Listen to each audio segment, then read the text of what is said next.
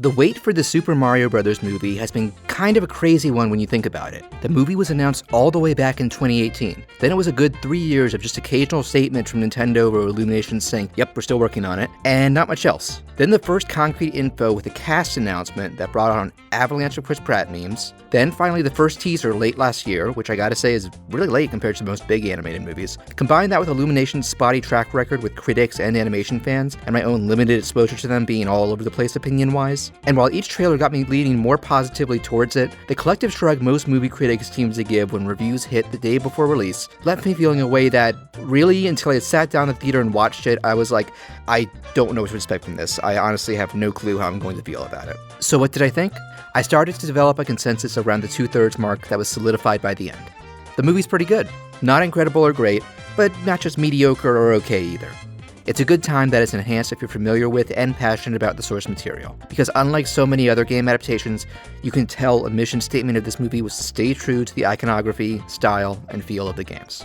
There are some liberties taken character-wise, but for me, except for one side character that I'll get to, they aren't ones that feel wrong when compared to the originals. And while its brisk 90-minute running time results in a story that could have used more character growth and overall heart, it also prevents it from dragging at any point, bolstered by a bunch of well-animated and energetic set pieces. Ironically, the opening and closing acts of this movie feature some parallels to the less successful 1993 live-action movie, which, just to be transparent, definitely isn't true to Mario, but is one of my biggest guilty pleasures. I find it an entertaining B-movie.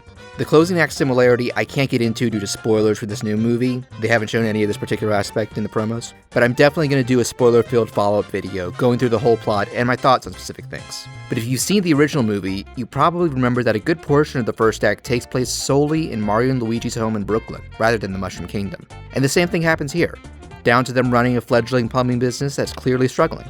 It doesn't take long before Mario seizing a particular moment leads them down the wrong pipe to the Mushroom Kingdom, where the two are separated, Luigi is captured by Bowser, and Mario joins Princess Peach in a quest to stop the Koopa Army's bid for power, so he can reunite with his brother.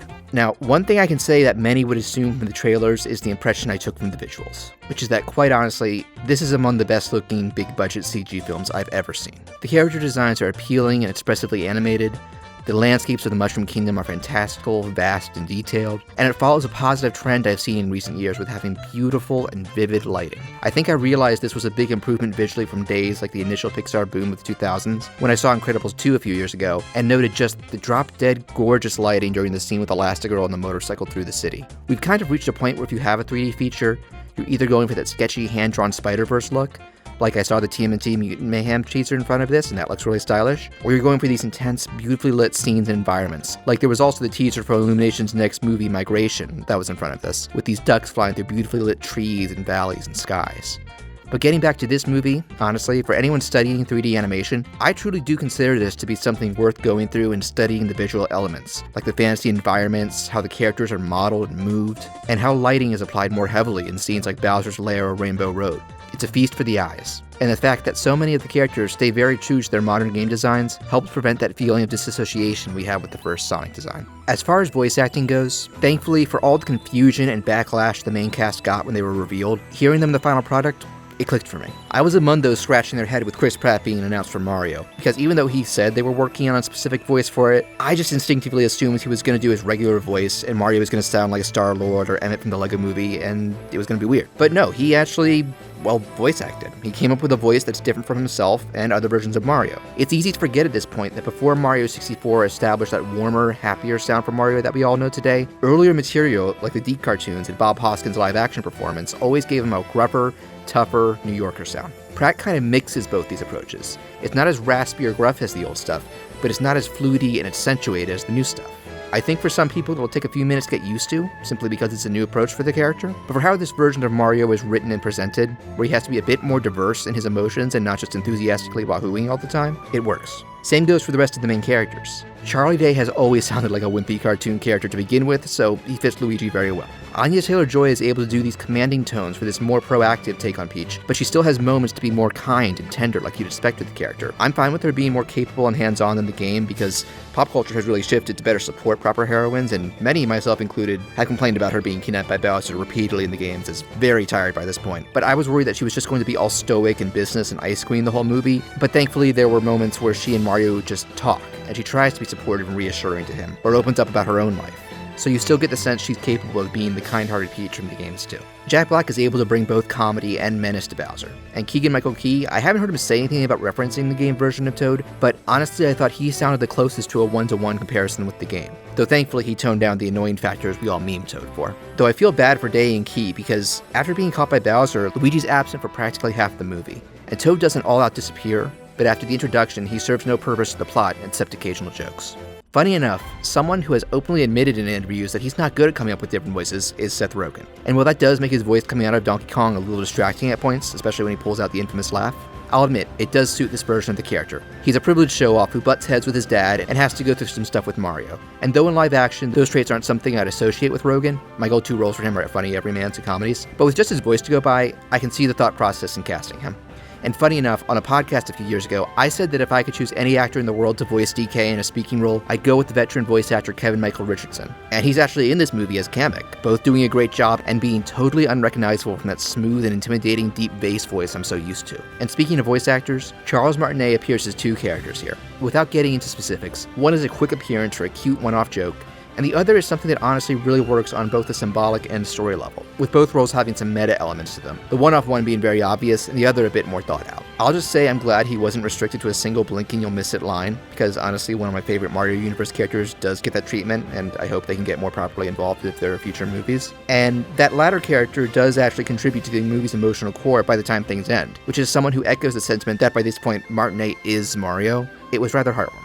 But there is an exception to these well-done characters for me, and that's Cranky Kong. As someone who always got a kick out of him constantly talking smack and criticizing everyone, and generally being an acerbic jerk in the old country games, that's not on display here. And the voice just didn't work for me. I'm not familiar with Fred Armisen's other work, though judging by the amount he's done, I don't doubt he's a talented and funny actor, but with what he was going for here, he just felt miscast. Now, keeping with me praising the artists and animators, Cranky does have some great facial expressions, and during his introductory scene, there was some clever animation, incorporating him being a monkey with touches like he uses his feet to stroke his beard while his hands stay on the armrest. I like that. But you can trash the 90s DKC cartoon all you want, and I'll gladly join in, but Cranky's voice in that was close to what I always imagined, a more raspy, irritable, and older sound. Don't you get it, you big baboon? It's bad luck. Armisen not only sounds too young and too smooth, but he puts on this weird, deep yet nasally New York voice that just sounds awkward and ill-fitting. And if the character returns in future movies, I would gladly take him being recast. I mean, Armisen's got Wednesday now. That alone, he's gonna be fine for a while. Oddly, one of my same criticisms with the movie is the same one I had with The Batman last year. And in neither case is it actually the fault of either movie itself. The trailers gave away way too much. From jokes to set pieces to establishing shots to plot points, I think I made a mistake in binging so many clips and promos in the lead up to launch just because I was so eager to get a sneak peek. And as a result, a lot of the first two acts in particular, with the exception of most of the Brooklyn stuff and certain Mushroom Kingdom parts, like Mario's first meeting with Peach, lacks the oomph they would have had. Like, Peach does this run through the obstacle training course, and the camera's sweeping around and being dynamic, the animation is so energized and fun, and the music is just invigorating and beautiful. But here I am in the theater going, oh, Illumination uploaded this whole moment a few days ago on YouTube. I already had my wow moment with it. And the story is very straightforward to begin with. There are no big twists or subversions to speak of. So I can't help but think they should have taken a less is more approach with the promos, but you know how the Hollywood hype machine goes. And as far as music goes, this is an aspect that I'm seeing get near universal approval, and for good reason. Composer Brian Tyler has come up with a best of both worlds situation, where yes, there are plenty of tracks and cues recreating iconic songs from the game with a full orchestral remix, and that's cool, but he doesn't just coast on nostalgia. There are plenty of original compositions that really capture and accentuate the fun or excitement or emotions of big moments. At the time I'm writing this, the soundtrack has been officially released, so even if you don't plan on seeing the movie, I think it's worth a listen for both Mario fans and film score fans. Kudos to Tyler and his orchestra. I will echo a recurring complaint I'm seeing from others, which is that the movie relies way too heavily on inserting iconic pop and rock songs into the background at certain points. It's thankfully not the kind where characters drop what they're doing and dance to it or anything dumb like that, but it does get jarring and overused. I also think that really using any vocal songs in a movie is going to distinctly date it over time, because if it's something you revisit or someone discovers years or decades from now, it's not going to sound like whatever music does in the 2040s or whatever. Even with original songs, like go and watch some of the oldest Disney movies like Snow White or Pinocchio. Even when I first watched those as a kid, the style of the songs and music stuck out to me as far as being like, oh, this isn't what current movies sound like. The Mushroom Kingdom has always had a very timeless feel due to not really relying on modern technology or aesthetics. And while the Brooklyn parts just have some modern devices like smartphones and flat screens, that stuff wasn't overbearing, so I feel like this movie could have had a more timeless feel if it didn't choose to go for so many tracks that are already pretty vintage by today's standards. On a more positive note, there are 2 vocal songs from the games directly used at certain points. One I had spoiled a few days before release due to some news articles, so the impact wasn't really there, but the other was a nice surprise and really fit the vibe of the scene it was establishing. Without saying what the song is and its fun accompanying visuals, it's part of that big chaotic sweeping shot of Bowser's army. Hopefully if you've seen the movie, you get what I'm talking about. And I wonder how many people are even going to realize that's from the games, because on its own in a bubble, it sounds distinctly un-Mario. The movie is only 90 minutes, a pretty normal length for family animated films, but very short in today's blockbuster landscape where stuff like Avatar and most superhero movies average over 2 hours. On the positive side, this brisk length makes the movie very well paced. There weren't moments where I was losing interest and waiting for something more interesting to happen. But on the negative side, I think this quick pace is the biggest culprit in keeping the movie from having more of a consistent emotional or thematic core. There are technically some key character interactions there, but I took notice how brief and abridged they felt. Like, there was just this desire to get through everything really quick. Like, I assumed Peach's introductions to Mario and Toad would have some build-up to her deciding to take them on her trek through the kingdom, but she just warms up to them and says come on in a snap. Mario and DK even have a more solemn bonding moment in the break between the second and third acts, where they start to find some more common ground. But it feels like half the length of what you'd expect most of those types of scenes to be, with them jumping to the usual, hey, what's this over here? It's the way out trope way too suddenly. Since a sequel is looking likely at this point, if there's one thing I hope they aim to improve, it's this aspect. On a more positive note, when you get to the last third, and especially the very last fight, this movie does something I appreciate and saves some of its best stuff for last and ends on a high note. You know how annoying it is when a movie makes a good first impression on you, but peters out as it goes on and just ends on a sour note? That wasn't this movie for me. There's genuine energy, spectacle, and fun in this finale, and it even leads to some genuine heart and emotion that I felt the rest of the movie had been lacking once Mario and Luigi go through the pipe. If I have any complaints with this third act, it's that the very end of the fight is basically one-to-one the same as another video game movie. If you've seen them both, you might know what I'm getting at, but again, I'll save the specifics for the spoiler video. Would I have appreciated more character development, more grounded conversations, and more heart? Absolutely. That's the kind of stuff that takes an animated movie from good to great for me usually. But on the flip side, I was genuinely entertained by the majority of this movie, and unlike the 1993 version and so many other game adaptations, this absolutely felt like it was made by people who are fond of the source material and wanted to respect it. I think this also explains the wide gap between the critical reaction and the fan reaction. There are probably a lot of movie critics who have never touched a Mario game, so for them, they're probably just viewing this as another run-of-the-mill animated movie, which in a lot of ways it is, albeit one that at least is done pretty well rather than mediocre or bad. If you have no experience or interest in the Mario games, I think you could still have fun with this, but your time and wallet might be better served waiting for a streaming or video release. If you do like lighter animated family films in general, I think this could be a fun theater outing, especially considering the gorgeous visuals and good pacing. And if you're a gamer and Mario's meant a lot to you, you're also going to have a good time at the theater with this. Maybe even a great time if you're not as concerned about having emotional and deeper moments like I am. I can say that my opening night audience definitely seemed to have a great time. Kids weren't chattering or complaining or being confused or losing attention. Older audience members, including myself, had audible reactions to some of the quick Easter eggs and references to Mario and Nintendo in general. And as the credits rolled, I heard a guy behind me, probably in his 20s, say to his friends, "This is the movie I waited decades for." And the tone wasn't a disappointed like, "This is what I waited for."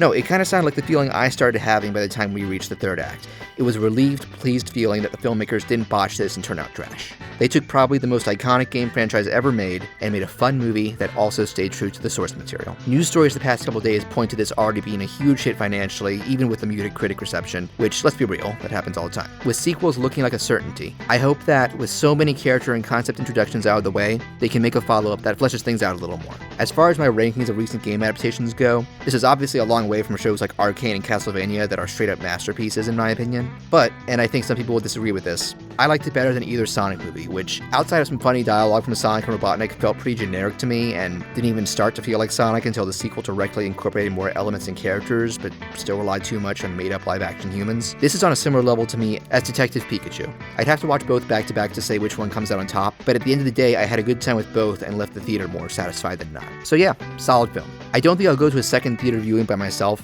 but if a relative or friend asks, I'd be up for that, and I'll probably pick up the Blu-ray. I think it'll be a great movie to comb through for visual Easter eggs, to study the animation, or to play in the background while working. Again, there's a lot more I want to get into the specifics of, but I want to wait through the weekend so more people have a chance to see it, and I can write up a more spoiler-filled follow-up video. Thanks for watching.